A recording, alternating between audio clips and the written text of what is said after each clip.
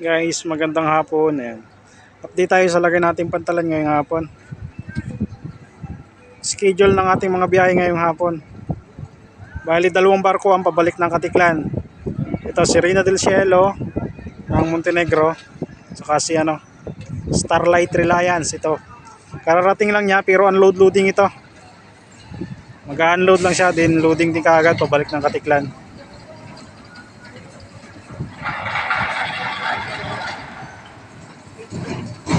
Bali 4 barko ang nakatraka ngayon dito sa Dangay Port.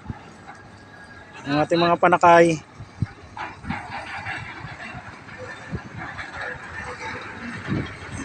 Ayan, mga tracking. Puro tracking ngayon.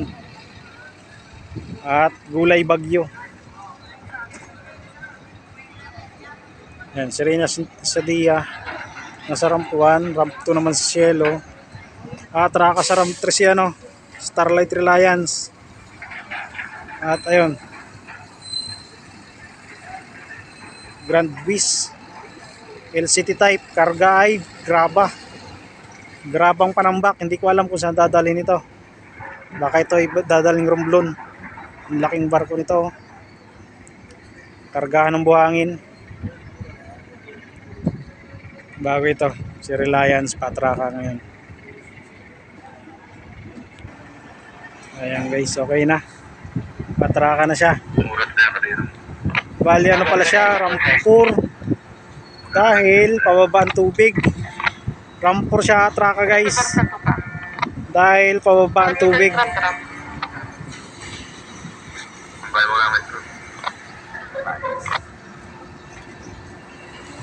Medyo dedicate siya na dun sa sa LCT.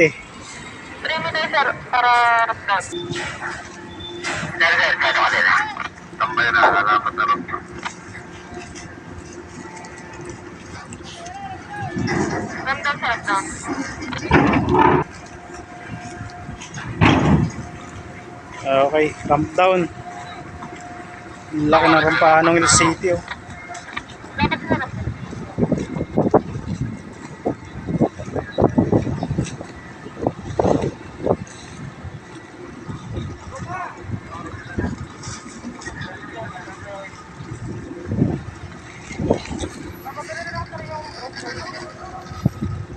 Yan yung status natin ngayon guys.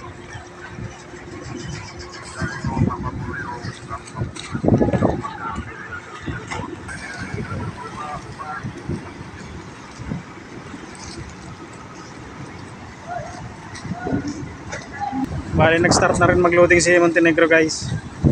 Tayo kasi medyo delay. Bali 1:40 na tayo dumating.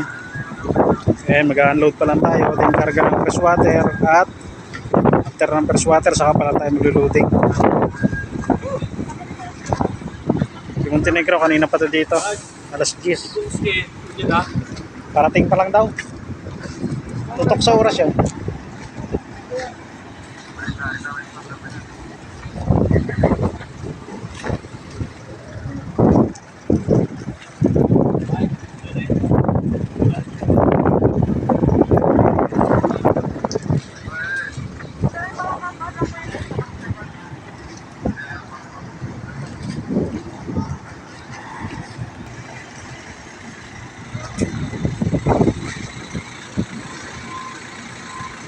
Lusot pa.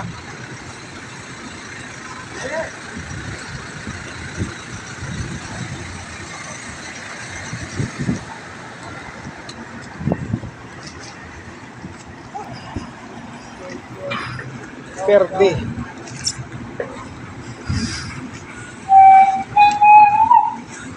Hindi pa nipol daw.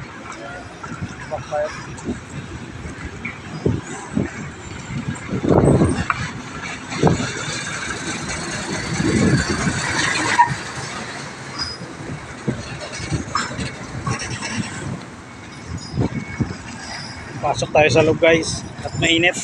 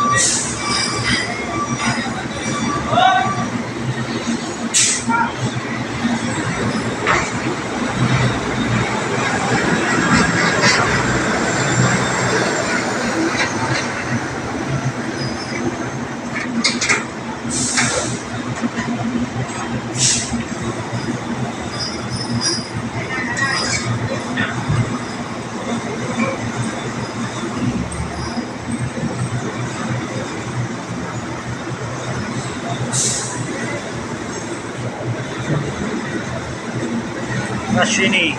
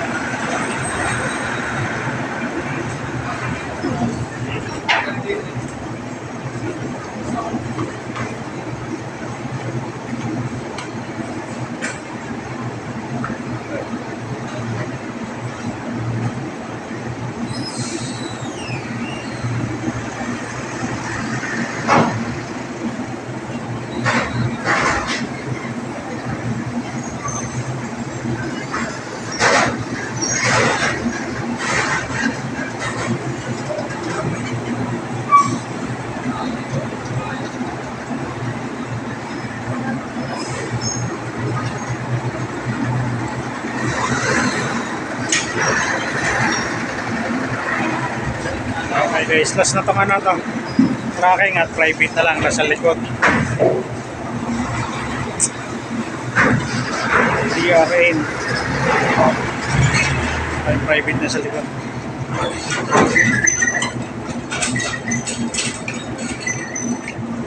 Okay guys, finish unload tayo.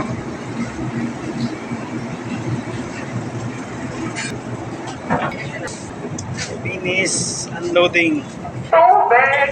Karga lang tayo ng fresh water at loading na rin maya. Ano guys, hanggang dito na lang ulit muna tayo. Mag-asikaso pa tayo mga panakay. Hanggang sa muli, maraming po salamat.